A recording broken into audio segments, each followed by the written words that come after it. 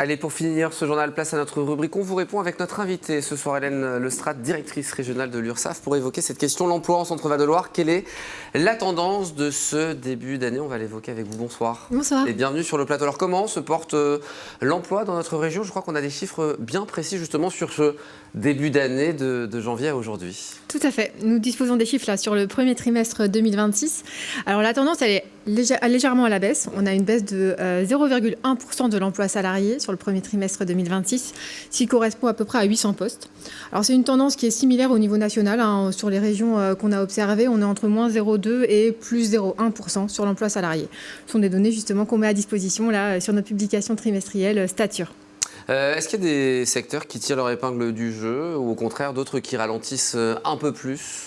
On observe deux secteurs d'activité sur lesquels il y a une plus forte baisse, de moins 0,5% pour chacun d'entre eux. C'est le secteur de l'industrie et le secteur de la construction.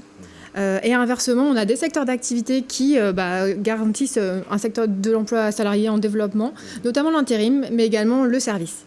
Justement, est-ce que notre territoire reste attractif? On sait que le contexte économique est très compliqué en ce moment pour diverses raisons. Est-ce qu'on est encore attractif, la région Centre-Val de Loire? Tout à fait, on reste une région attractive avec, comme je l'évoquais, une tendance plutôt à la stabilité de notre emploi salarié. On reste aussi un territoire sur lequel le secteur industriel est puissant et génère beaucoup d'emplois salariés.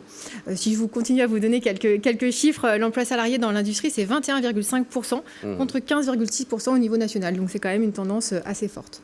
On évoque ce sujet ce soir puisque, en fait, on ne le sait peut-être pas, le grand public ne le sait pas, mais l'URSSAF soutient les entrepreneurs et les entreprises du territoire à travers notamment ces chiffres qui sont des données clés pour vous. Exactement.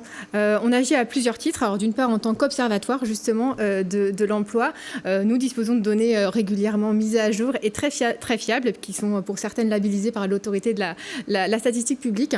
Donc on est un observatoire qui aide les décideurs publics, privés justement à agir sur le territoire. Et évidemment, nos salariés agissent au quotidien pour soutenir les entreprises, les travailleurs indépendants, que ce soit à la création d'entreprises, dans leur quotidien en déployant des offres de services. Toutes les facilités de paiement aussi. Exactement. Voilà, il arrive qu'il y ait des difficultés et l'objectif c'est justement de soutenir ces périodes. On l'oublie un peu parfois quand on est entrepreneur ou chef d'entreprise, justement, que l'URSSAF, c'est aussi et avant tout un soutien. Exactement, il ne faut surtout pas oublier ça parce que plus on nous contacte tôt et plus on peut apporter des solutions efficaces pour passer des périodes difficiles. URSSAF.fr pour toutes les informations. Tout à fait. Ou dans les différentes agences de la région. Exactement. Merci beaucoup Hélène Lestrade, directrice régionale de l'URSSAF, d'être venue sur notre plateau ce soir.